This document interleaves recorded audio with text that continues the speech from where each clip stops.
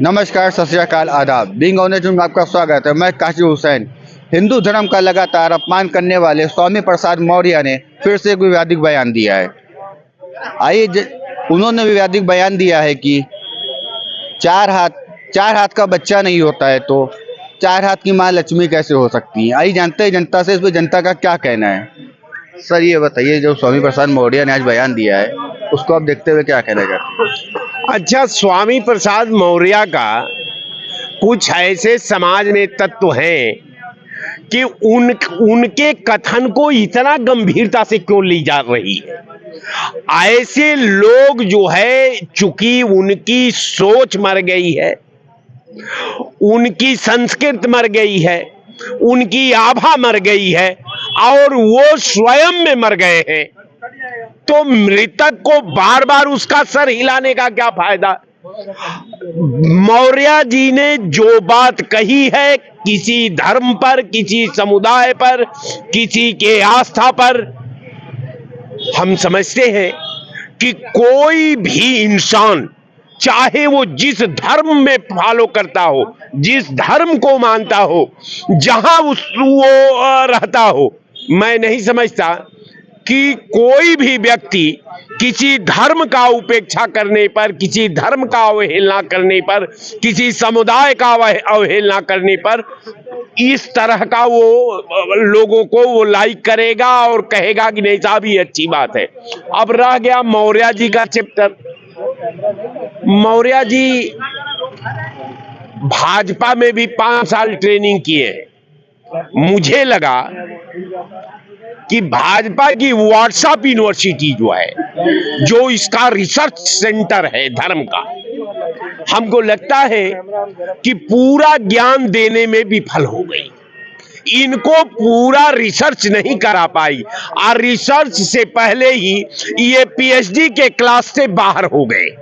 तो मैं अब इसके संदर्भ में ये कह लूं कि मौर्य जी केवल अपने को स्थापित करने के लिए, अपना व्यक्तित्व का चर्चा कराने के लिए, अपनी मंशा का मूर्त रूप देने के लिए, इस तरह के कई बार उन्होंने कभी केदारनाथ, कभी बद्रीनाथ, कभी मंदिर, कभी मस्जिद, इसी तरह का वो, हमको लगता है कि इसी तरह का मुद्दा पर वो विचार करते हैं। आज जो भाजपा का अर्ध ज्ञान धार्मिक उन्माद का है, उसका एकदम चारों तरफ से अपूर्ण होने के नाते वो कभी लक्ष्मी जी पर हमला करते हैं, किसी के धर्म पर करते हैं, किसी के जात पर करते हैं, जबकि वास्तविकता ये है कि इनका धर्म का मामला नहीं है, इनका लक्ष्मी जी का मामला नहीं है, इनका मामला एजेंडा का है, इनका मामला एजेंडा का है। ये बड़ा दूरदृष्टि वाले हैं। इनका ये मानना है कि जो उत्तर प्रदेश की सियासत में जो लोकतंत्र का फैसला होना है, अगर ये हवा मैं दूंगा तो एक राम का ठेकेदार बन जाएगा और एक अल्लाह का ठेकेदार बन जाएगा। आइए, दोनों एक दूसरे के पूरक हैं। अल्लाह में इनकी कुर्सी सुरक्षित है और राम में उनकी कुर्सी सुरक्षित है। दोनों को एक दूसरे के लिए जिंदा रहना अनिवार्य है। अगर अल्लाह बिना राम का सहारा का नहीं बच सकता और राम भी बिना अल्लाह के सहारे से नहीं बच सकते, तो इनका अल्लाह और इनका राम उत्तर प्रदेश की मुख्यमंत्री की कुर्सी है। इनका कुर्सी ही इनका राम है, इनका कुर्सी इनका अल्लाह है। इस बार जो नापाक अल्लाह का ये राग अलापते हैं, जो नापाक राम को यूज करते हैं, ये दोनों दुकान बंद होने वाली है। मैं बड़ी जिम्मेवारी से आपके चैनल पर कह रहा हूं कि स्वामी प्रसाद मौर्य ने जो बात कही है, अभी सपा ने क्यों इनके खिलाफ कार्रवाई नहीं की? सपा आखिर क्या प्रदेश को संदेश देना चाहती है? सपा इस देश के लिए क्या देना चाहती है? आप बेरोजगारी की बात नहीं करते, आप सड़क की बात नहीं करते, आप बिजली की बात नहीं करते, आप शिक्षा की बात नहीं करते, आप नौजवानों को नौकरी की बात नहीं करते, आप किसानों का खाद की बात नहीं करते, आप किसानों के लिए पानी की बात नहीं करते, आप किसानों के बेहतरीन के लिए बात नहीं करते। आपको केवल केवल केवल प्रदेश को बांटना, प्रदेश में आग लगाना ताकि हम जिंदा रहें और वो जिंदा रहे, तीसरा किसी की उपस्थिति दर्ज न होने पाए, यही इनका एजेंडा है, यही इनकी मंशा है, यही इनकी सोच है। और समाजवादी पार्टी अखिलेश जी ऐसे इशू पर गंभीर न रहे, वो अपने अध्यक्षीय पद का इस्तेमाल करें, वो समझे कि मैं पार्टी का प्रमुख हूं और या तो उनको गाइडलाइन दे कि आपको धर्म के पैरे से हट करके बात करना है, आप बेरोजगारी पर बात करो, आप शिक्षा पर बात करो, आप सड़क पर बात करो, आप बिजली पर बात करो, धर्म और जात की बात न करो। आज उत्तर प्रदेश में कुछ नहीं बचा है धर्म और जात के बाद। एक एक कर आपने सारी गन्ना मिल बेची, एक एक करके सीमेंट फैक्ट्रियां आपने बेच दी, एक एक करके बिजली पावर हाउस आपने बेचा, एक एक करके शिक्षा बेच दिया आपने प्लेटफार्म बेच दिया, आपने एयरपोर्ट बेच दिया। इसकी बात आप नहीं करेंगे, आप केवल धर्म की बात करेंगे, आप लक्ष्मी की बात करेंगे, ताकि लक्ष्मी के गर्भ में, लक्ष्मी के पेटे में आप जो है अपने को सुरक्षित रखना चाहती हैं।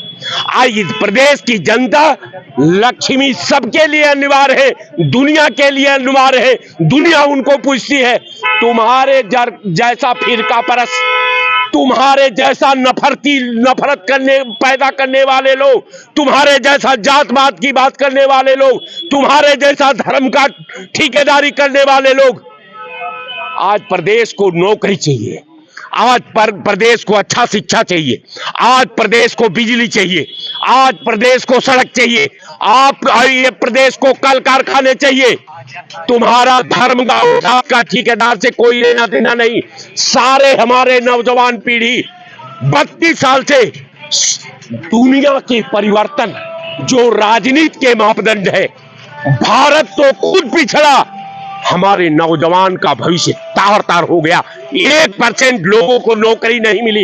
ये 10 जितने 8 करोड़ लोग नौजवान बच्चे हैं, वो भविष्य से उनका काम का खात्मा हो गया।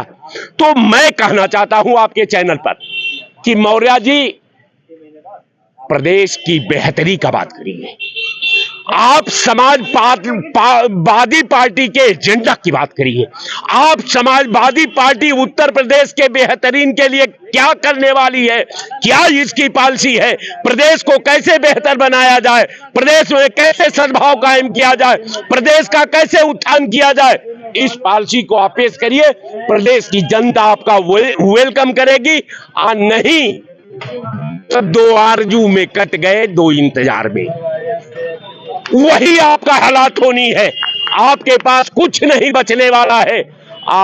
खुदा हमको लगता है कि आपकी मति फेर करके आपको आपकी असली दहलीज पर, जहां आपको रहना चाहिए, उसका दरवाजा खोल दिया है। होश में रहिए, अगर इस कदर तुम जियोगे तो मर जाओगे। कैसे मंजिल मिलेगी ये सोचा कभी, 2 कदम चल के जो तुम ठहर जाओगे, तो यही उनका हालात होनी है। यही सपा की और इन नेताओं की पॉलिसी है। और धर्म और जात के आग में प्रदेश को मत झोंकिए। आप जितना प्रदेश का एक घटनाक्रम में आपकी कहीं भूमिका नहीं रही है। पूरे भूगोल में प्रदेश की जनता पीसती रही। आप 5 साल से ताली बजाते रहे, तो अब आ चुकी है। आप प्रदेश की हित की बात छोड़ दीजिए। मौर्य जी, मैं बड़ा विनम्र निवेदन करता हूं कि प्रदेश के हालात को जरा दिमाग में रखिए और ऐसी नापाक बात मत करिए कि प्रदेश अपना 2024 में जो फैसला करने वाला है वो कहीं भटक जाए, इसलिए कि अब जज का फैसला देने का समय आ गया है। जो डाटा आपका है, जो विपक्ष की आपकी भूमिका है, जो प्रदेश के लिए आपने किया है, उसी पर आपको फैसला आना है। अगर होश में नहीं रहे तो इस तरह से जियोगे तो मर जाओगे। जय हिंद। क्या आपको लगता है समाजवादी पार्टी इनको बचाने की कोशिश कर रही है? समाजवादी पार्टी साहब, बिना कमांडर की राय का आप भी समझते हैं, हम भी संगठन चलाए हैं, हम भी पार्टी के राष्ट्रीय अध्यक्ष रहे हैं, तो हमको भी इसका तजुर्बा है कि बिना कमांडर का सेना गोली चला दे बिना इजाजत का, मैं नहीं समझता, कदापि यह संभव नहीं। कहीं न कहीं आपकी सहमति है और मैं इसको मानता हूं। जय हिंद। आप क्या लगता है जो स्वामी प्रसाद मौर्य ने बयान दिया है, उसको आपको देखते हुए क्या लगता है कि कितना सही कितना गलत बयान दिया है? बिल्कुल गलत बयान दिया है। और अब जो ये इजी पॉलिटिक्स होने शुरू हो गई है, और ये शुरुआत बीजेपी ने की है। जैसे 80-20 हिंदू मुसलमान और आपका जाके लव जिहाद, ये इजी पॉलिटिक्स है। अब वही परिधि में सारे नेता ही चल पड़े हैं कि उनको काम ना करना पड़ा, यही ले लो। अब स्वामी प्रसाद जातीय की बात करने लगे, आए तो वही बीजेपी से हैं। अब ये बात कर, इनको जाति में पिछड़ा वर्ग अलग कर दो, अगड़ा वर्ग अलग कर दो, वोट मिल जाए, काम की बात कभी नहीं है। आप विपक्ष पे बैठे हो, आप ये क्यों नहीं उठा रहे हो मुद्दा कि 45 साल में बेरोजगारी सबसे ज्यादा क्यों हुआ, क्यों नहीं उठाया आप ये क्यों नहीं उठाया कि एक्साइज ड्यूटी 27 करोड़ लोग हम लोग दे रहे हैं, 16 बार आपने बढ़ाया, जो 3.5 रुपये का डीजल था वो 18 रुपये में कर दिया, और 8.5 रुपये का पेट्रोल था वो 9.5 रुपये में कर दिया। ये वाले मुद्दे क्यों नहीं उठाए आपने क्यों नहीं उठाया कि 50 लाख करोड़ देश पे करता, आज 155 लाख करोड़ हो गया, 100 लाख करोड़ भाजपा ने क्यों लिया? आप विपक्ष पे बैठे, आपको ये उठाना चाहिए कि आपको धर्म पे बात करनी चाहिए। आप भी वही राजनीति कर रहे हो जो बीजेपी करती है, इजी पॉलिटिक्स, कि आराम से किसी के धर्म का बात कर दो, पोलराइजेशन कर दो और हट जाओ। ये बिल्कुल गलत है। और ये हम लोग इस मुकाम पे आ गए हैं कि नफरती इलेक्शन होगा, खाली धर्म के बारे में बात करो, पिछड़े अगले को अलग हटाओ, हिंदू मुसलमान को अलग करो, ये राजनीति का स्तर गिर गया है। आप कभी भी शिक्षा पे बात नहीं कर रहे हो, रोजगार पे बात नहीं कर रहे हो। आप बताओ, बेरोजगार 6% से 10% आ गया सितंबर से, आप उसका एक बार क्यों नहीं स्वामी प्रसाद ने आवाज उठाया? आप विपक्ष के नेता हो, आप आम जनता की आवाज क्यों नहीं उठा रहे हो? गरीबी कितनी बढ़ गई है आप बताइए, बेरोजगारी 7.4 आ गया 15 महीने के उछले स्तर पे, आप उस पर बात नहीं कर रहे हैं। आप भगवान को ला रहे हैं राजनीति में, चाहे बीजेपी हो, वो हिंदू मुसलमान करके भगवान के लाके वो राजनीति करती रही। स्वामी प्रसाद भी बीजेपी से आए हैं, उन्होंने भी ये कहा चलो अब हम भी राजनीति करें, पिछड़ा अगड़ा का जाति को तोड़ें। हम लोग भाई भाई, चाहे कोई जाति हो, कोई धर्म हो, सबको प्यार से रहना है। आप क्या बात कर रहे हो? इलेक्शन का मुद्दा अलग होता है, इलेक्शन का मुद्दा में धर्म को नहीं लाइए। आप मुद्दे पे बात करिए ना, आप स्वास्थ्य पे बात करिए, शिक्षा पे बात करिए। आप ये बताइए, जीएसटी का हमारे पास 64% इनडायरेक्ट टैक्स लग रहा है आम जनता पे, और पूंजीपतियों पे 4% लग रहा है, इस पे बात करिए। 84% लोगों की आय घट गई है, उस पे क्यों नहीं स्वामी प्रसाद बात कर रहे हैं? आप ये बताइए कि 122 अरबपति से 166 अरबपति हो गए हैं, आप वो मुद्दा क्यों नहीं उठा रहे? आप नौकरी की मुद्दा क्यों नहीं उठा रहे? अभी नीतीश ने 1,20,000 लोगों को नौकरी नियुक्ति पत्र दी, आप नौकरी के उठा लो। आप भी वही खेल कर रहे हो जो सब करता है। सारे पॉलिटिकल पार्टी एक ही थाले के सिक्के हैं, एक सिक्के के दो रूप हैं। कोई धर्म का आड़ लेके राजनीति कर रहा है, कोई जाति का आड़ लेके राजनीति कर रहा है, पर सबका मकसद एक है, 1-2 का 4, 4-2 का 1, राम राम जपना, पराया माल अपना। बहुत आपको क्या लगता है जो आज स्वामी प्रसाद मौर्य ने बयान दिया, उसको आप किस नजरिए देखते हैं? देखिए, मैं स्वामी जी के सामने हाथ जोड़ के पहले भी निवेदन कर चुका हूं कि कृपया राजनीति में धर्म को मत घसीटिए, क्योंकि इससे जनता का एक नफरती रिकाल पैदा होता है। क्योंकि देखो, दो चीजें मैं कहूंगा। एक तो जो उन्होंने तथ्य कहा कि 4 हाथ क्यों हैं, कोई भी देवी देवता है वो पैदा नहीं होते, वो तो प्रकट होते हैं। तो ये एक इमेजिनेशन की दुनिया है। सभी धर्मों में शीर्ष स्तर पे इमेजिनेशन है। अगर आप उस पर कटाक्ष करते हो, और मैं तो ये कहता हूं कि विनाश काले विपरीत बुद्धि, कि अगर जब भी इंसान का विनाश होने लगता है तो वो हमेशा अपोजिट साइड में दौड़ता है, और वही हाल स्वामी का है। स्वामी ने पहले भी सनातन को टारगेट किया। मैं ये कह रहा हूँ कि जब ऑलरेडी एक पार्टी रूल कर रही है धर्म के नाम पे, और ऐसा भी नहीं है कि उसको ड्रॉबैक मिल रहा है, उसको और बूस्टअप मिल रहा है, यहाँ तक कि उसने अपने साम्राज्य को इतना बढ़ा लिया है कि और सारी डिफेंडिव जो अपोजिशन की पार्टीज है वो कोई भी स्टेप आउट चल रही है उसके सामने ये काउंटर हो जा रही है। तो ऐसे में देखिए पीस तो जनता ही रही है, क्योंकि कहीं कहीं गरीबों का भी हक मारा जा रहा है और धर्म के आड़ में पॉलिटिक्स भी की जा रही है। तो ऐसे में स्वामी जी को ये चीज समझनी चाहिए कि हम बेसिक मुद्दों पे बात करके जनता को अपनी तरफ लाएं। और मैं आपको बता दूं, अभी 24 के मध्य प्रदेश में जो ये अभी चल रहा है, क्योंकि देखिए बीचों बीच है भारत के, और सबसे कांटे की टक्कर ये स्टेटमेंट कोई यूपी के चुनाव को देखते हुए नहीं दिया गया, वहीं पे गए थे, वहां पे इन्होंने स्टेटमेंट दी। तो मध्य प्रदेश इससे बीचों बीच में है, इसी सीट पे पूरा लेफ्ट विंग राइट विंग की जीत का सबसे ज्यादा भव्य प्रदर्शन होगा। अगर कांग्रेस सत्ता में आती है, खुदा न खास्ता, या फिर भगवान की कृपा से अगर शिवराज जी मामा जी आ जाते हैं सत्ता में, तो यहीं से पॉलिटिक्स का एक नया अपग्रेडेशन चालू होगा।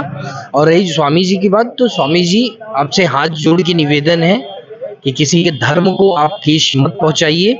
लक्ष्मी जी तो तुम्हारी भी जेब में रहती होंगी, बहुत पैसे पकड़े, पहले बसपा में थे, दबा के पैसे पकड़ते थे, फिर क्या कहते हैं बीजेपी में आए, क्या पता कमाए कि नहीं कमाए, इसलिए नाराज हो गए, चले गए उधर। अब दूसरी भी पार्टी में हो, कम से कम मुलायम जी ने इतनी बड़ी पार्टी खड़ी की है, उसको तो सही सलामत रहने दो भैया, कि उसमें भी रेड पड़वाने में लगे हुए हो। जय हिंद जय भारत। ये बताइए, क्या आपको लगता है समाजवादी पार्टी कहीं को बचाने में लगी है? देखिए मैं दो चीजें कहूंगा। अभी किसी ने एक स्टेटमेंट दिया था मध्य प्रदेश में कि बीजेपी वालों को देना बहुत ही ज्यादा, क्या कहते हैं, आप लोगों को ठग ली। साथों साथ उन्होंने ये भी कहा कि कांग्रेस को भी मत वोट देना, बहुत चालाक पार्टी है।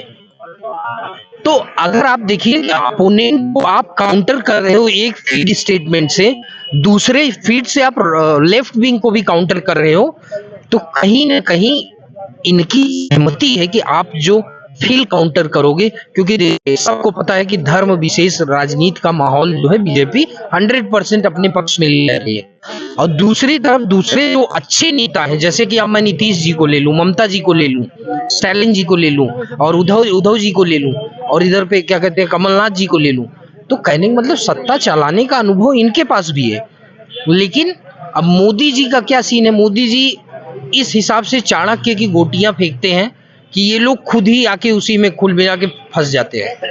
और मैं तो ये भी कहता हूं कि कहीं ना कहीं जो एक रिलेशंस हैं, रिलेशन ही कह सकते हैं, क्योंकि जब मुलायम सिंह जी जब तक जिंदा थे उन्होंने बीजेपी की काफ़ी तारीफें की सत्ता बनाने में उनको, तो कहीं ना कहीं इनकी तरफ से ये हिंट एस्पेक्शन है।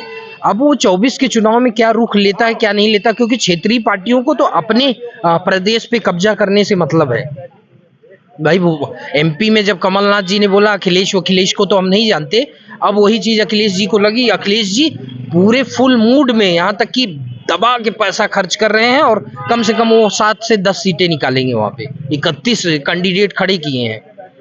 और मैं ये भी बता दूं, बुंदेलखंड के इलाकों में सपा का बहुत अच्छा वहाँ पे वर्चस्व है।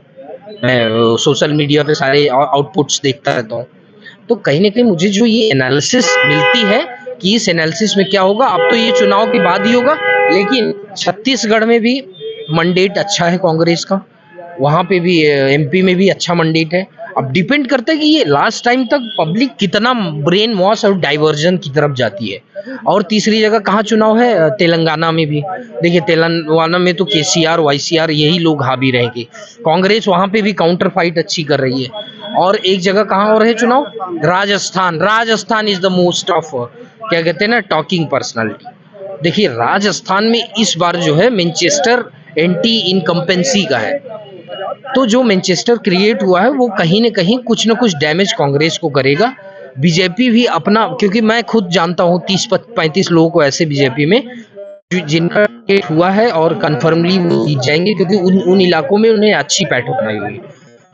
और लेकिन कांग्रेस भी अपना क्या कहते हैं सिक्का शॉर्ट कर रही है, जिसमें ये क्या कहते हैं सचिन पायलट जी का एक अच्छा जनाधार है, गहलोत जी का अच्छा जनाधार है। तो कहीं ना कहीं राजनीति की उठापटक चल रही है। अब इसमें आखिरी में देखना होगा कि क्या फैसले ताबूत होता है, कितनी कीलें गड़ी हैं, कितनी उखड़ी हैं। धन्यवाद। आइए जानते हैं पंडित जी से। पंडित जी ये बताइए, स्वामी प्रसाद मौर्य जी ने जो बयान दिया है उसको आप कैसे देखते हैं? स्वामी प्रसाद मौर्य एकदम सठिया गया है, 70 साल का व्यक्ति हो गया है और सनातन को वो बार बार गाली और देवी देवताओं को कहा। क्या वो देवी देवताओं को उसकी बेटियां उसके बेटे नहीं मानते हैं? और वो अभी तक भाजपा में रहा, तब वो सारे मंदिरों में गया व्यक्ति। आज अखिलेश यादव को ये दिखाई नहीं पड़ रहा, इसलिए इनको नहीं दिखाई पड़ रहा कि वेस्टर्न कल्चर के पढ़े हुए, अंग्रेजी के पढ़े हुए वो सनातन को क्या जानेंगे, हिंदू को क्या जानेंगे। और इन लोगों की इसी सोच के कारण आज देश में जो विघटन करा रहे हैं, सिर्फ ये स्वामी प्रसाद मौर्य अपनी बेटी को भाजपा में रखे हुए है वो व्यक्ति। और उसने 20 साल से सिर्फ देश को लूटा हर पार्टी में, चाहे बसपा में रहा, चाहे उसकी संपत्ति की जांच होनी चाहिए। और उसके साथ साथ ये अखिलेश यादव खुद अगर वो सपा को बर्बाद करने के लिए ही वो व्यक्ति कभी भी अपने आप जो अपनी डलमऊ सीट नहीं जीत पाया, अपने बेटे को नहीं जिता पाया, वो तो भाजपा में आकर के बेटी को वहां से सांसद बनवा दिया। और उसकी बुद्धि और उसके कीड़े पर जाएंगे उस व्यक्ति को, सनातन को देते रहे। ये अगर वो अंधा है, अभी आप इसमें देखें दीपावली में क्या हुआ है। दीपावली में कोई बाहर था, वो सिर्फ क्या करना चाहते हैं, सिर्फ ये जो मुसलमानों का वोट को प्लाइट करने के लिए वो हिंदू समाज को और सनातन को वो भगवान को गाली दे रहा है। और उसको किसे मालूम नहीं 4 हाथ होते क्या है। 4 हाथ होते अर्थ, धर्म, काम। ये हाथ इनके विषय में पढ़े तो पढ़े, वो अनपढ़ गंवार आदमी, जाहिल। वो सनातन पे बोलेगा, हमारी देवी देवताओं बोलेगा, और उसका समर्थन जो कर रहे हैं देख लेना, मैं आपको बता दे रहा हूँ, वो सब खत्म हो जाएंगे। इस तरह जो कहने वाले करोड़ों, आपने देखा 4000 करोड़ की सिर्फ गाड़ियां खरीदी गई, हिंदू लोग खरीदे हैं। वो मानते हैं, तभी तो लक्ष्मी जी का पूजा करते हैं, दीपावली का पूजन करते हैं। तुम उनको गाली दो करके तुम सरकार बनाओगे। अरे तेरे औकात होती, बेटी जिस दिन तू हटा था उसी दिन अपनी बेटी को भाजपा से सांसद उसको हटवा देता। उसको अपने घर को सही नहीं कर पा रहा, घर को साथ में रख नहीं पा रहा, बेटी उसके साथ में नहीं, वो भाजपा में बेटी को ला नहीं पाया, पूरे समाज को और दिशा देने चला है। वो दिखेगा, वो महामूर्ख आदमियों को सनातन देख लेना किस तरह हिंदू समाज उसको सिर्फ नजर आ रहा है 2024 में मुसलमानों का वोट, मुसलमानों का वोट भी नहीं सभा को जाएगा, देख लेना चाहे। वो उन लोगों के उन्हीं के साथ किया, उनको भी यूज किया और इसी तरह वो यूज कर रहा है। और उसकी बात की कोई क्रिएटिविटी नहीं, जैसे पागल नहीं होता वही बोलेगा, उससे मुंह से और अच्छा निकल ही नहीं सकता। मुंह से हुक्की हुआ के अलावा और वो सही नहीं, समझ वो सूती ही औलाद है। हमको लग रहा है कि शायद उसके बाप ने उसको ही, उसकी माँ ने उस व्यक्ति को, तभी उसने ऐसे शब्द का इस्तेमाल नहीं। कोई सनातन, कोई ऐसी व्यक्ति कही नहीं सकता जैसे जैसे सबको गंदे संदेह करा, और उसको समाजवादी पार्टी उसको वो दे रही, लेना बात हो जाएगी, खत्म हो जाएगी। आप देख लेना इसी चुनाव के बाद समाजवादी पार्टी का अस्तित्व खत्म हो जाएगा। जो अपने बड़े लोगों का जिस पार्टी में सम्मान ना हो, जिस चाचा ने जिसने बढ़ाया, जी अंबिका चौधरी ने पार्टी को बस सबको हटा के बाहर किया, जो स्वयं आकर के बैठ गया कंस कितना, उग्रसेन को हटा कर उग्रसेन को कारागार में डाल करके, उसी तरह मुलायम सिंह को कारागार में डाल करके स्वयं राष्ट्रीय अध्यक्ष बन गया। वो क्या जानेगा पार्टी क्या होगा, किस मुलायम सिंह जी ने बनाया है। मैं नहीं कहना चाहता हूँ, वो एकदम हो चुका है, वो एकदम स्वामी प्रसाद मौर्य, स्वामी प्रसाद उसको कहना नहीं है, उसको कहना चाहिए राक्षस प्रसाद मौर्य। मैं उसको संज्ञान लेता हूँ, राक्षस और महारथ डांटो, राक्षस और राक्षसों का अंत भगवान ने किया। राक्षस पहले बढ़ते, आपने इतिहास उठा के देख लो, राक्षस देवताओं को परेशान करते हैं, जो अच्छे लोग उनको परेशान प्रवत होती, और देवताओं की अच्छे लोगों की प्रवत होती। चलो एक बार इग्नोर करो, कब तक इग्नोर करेगा? ये बयान के ऊपर बयान देता चला जा रहा है। अरे ये नहीं समझ रहा है कि ये देश किसका है। सनातनियों का है, यहाँ सबका है, लेकिन सब लोग रहते हैं। सबसे ज्यादा दीपावली में देख रहे हो किस तरह की खाली हो जाती है। हर व्यक्ति चाहे छोटा हो, अगर रिक्शा चलाने वाला वो भी गणेश लक्ष्मी की पूजा करके पूजा करता है। और कह रहे हो लक्ष्मी जी को फेंक दो, सारे अपने घर से 1 रुपया भीख मांगो आकर के रोड पर। यहाँ लक्ष्मी जी को घर में रखे हो, फेंक दो। अगर तुम्हारे बाप ने दूध पिलाया, तुम्हारे महतारी ने दूध पिलाया हो, फेंक दो अपने घर से 1 रुपया बैंक लाइसेंस और देती कोठी में। और उसकी जांच होनी, अब उसकी जांच करेंगे, केस करेंगे। इस तरह हर बात में वो करते चलता रहा। तो पसंद और उसको विषय कुछ कहीं नहीं, उसके विषय में कहना अपनी तौहीन कराना। क्या लगता है आपको समाजवादी पार्टी ने बचाने की कोशिश कर रही है? अब वो बचा ही रहे, वो सिर्फ समाजवादी पार्टी मुसलमानों के वोट की वो कुछ नहीं बोल रही। वो सोच रही है जितना ये बोलते रहे इस मुसलमान उतने प्लॉट होकर के हमको वोट देगा। ये कतई नहीं होगा, कतई नहीं होगा। उससे मोहम्मदन वोट भी जो वो भी खत्म हो जाएगा। जब किसी समाज को दे रहे हो गाड़ी, जिस तुम अपने घर अपने बाप के नहीं हो रहे, तो तुम दूसरे के बाप को तुम इज्जत करोगे जाकर के।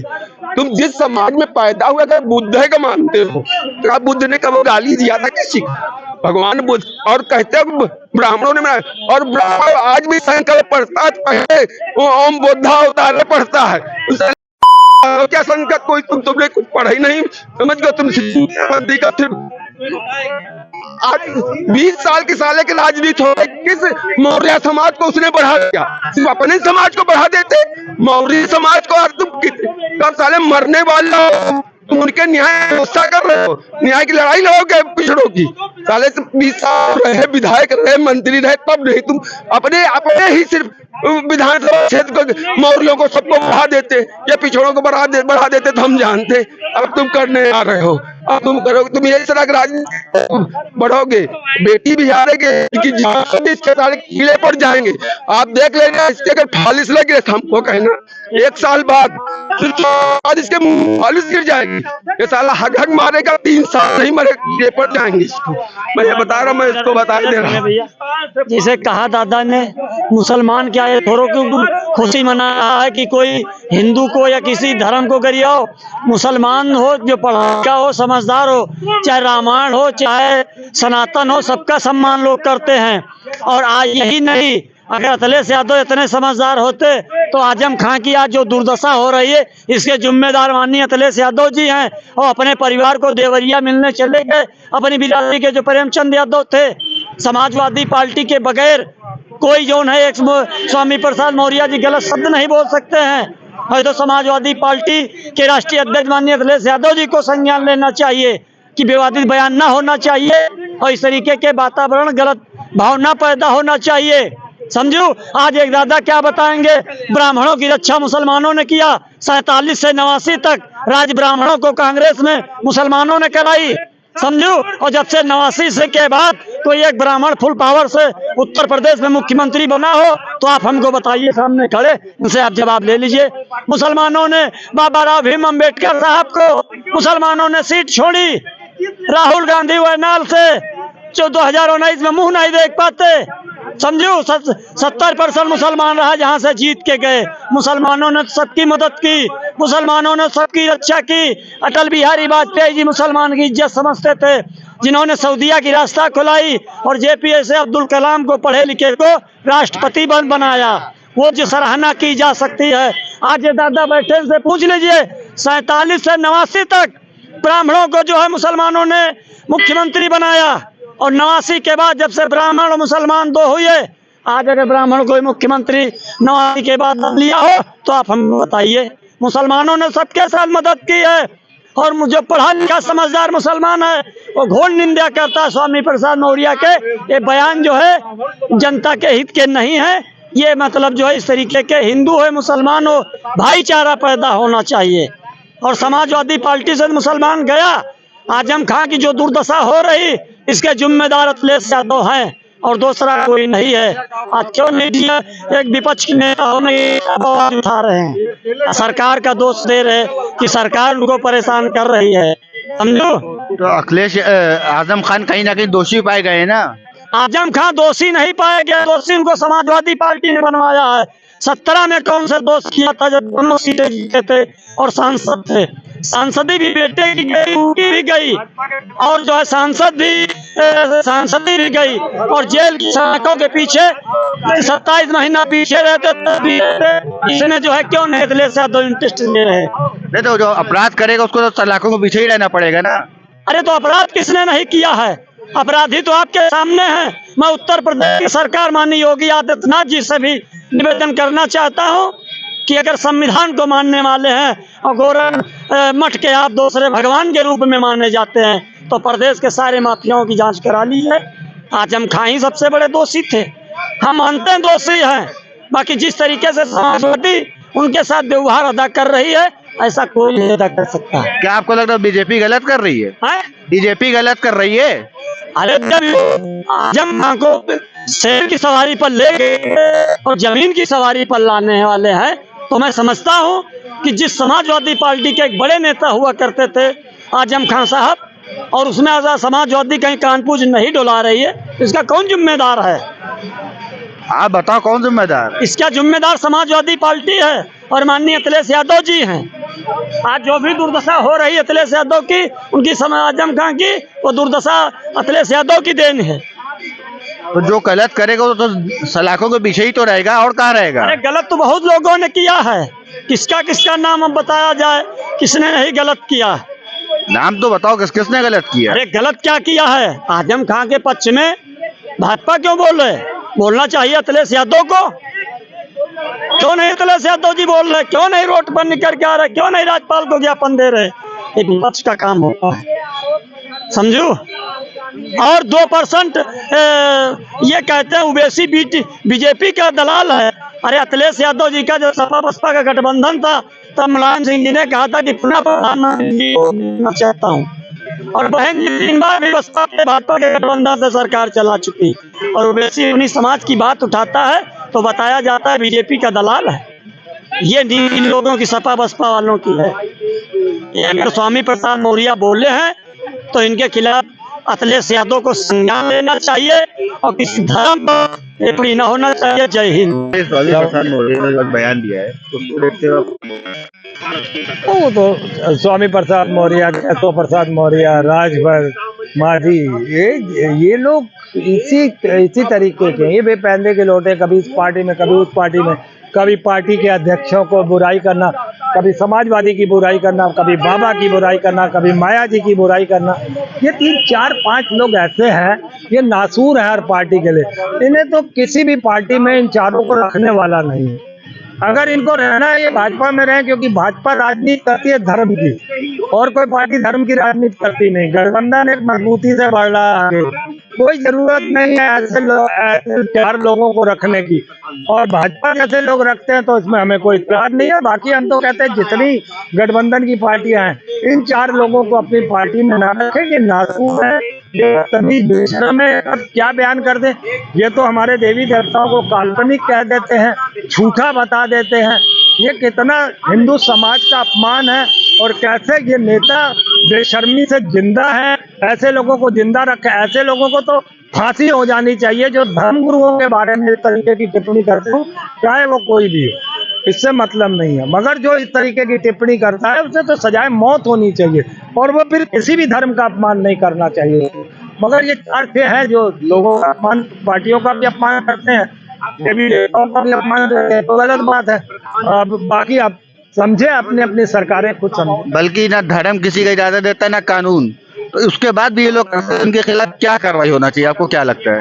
देखिए, धर्म तो कभी आपको निंदा नहीं सिखाता है, और रही कानून की बात, तो कानून की गिरफ्त में तो तब होंगे सरकारें इनके खिलाफ बयान देंगी, इनके खिलाफ FIR करेंगी, या जनता का कोई बीच में से आए, क्योंकि अब आना पड़ेगा। स्वामी प्रसाद मौर्य, केशव प्रसाद मौर्य, राजभर जैसे लोगों को, मांझी जैसे लोगों को, जनता को जागरूक होना पड़ेगा, और आकर अदालतों में इनके खिलाफ इतनी FIR दर्ज करानी चाहिए कि ये साले जमानतें देते लेते और वो मुकदमे लड़ते लड़ते मर जाए साले। इतना इनको हरासमेंट देना चाहिए जनता की तरफ से, क्योंकि पार्टियां तो बेशरम है, पार्टियां तो फिर थूक के चाटती हैं। जो इनको गाली, वो राजभर जैसे लोग, स्वामी प्रसाद मौर्य जैसे लोग, न जाने बाबा कितना कुछ कह चुके, न जाने जो है, अरे इतनी अकल होती तो क्या कहना था।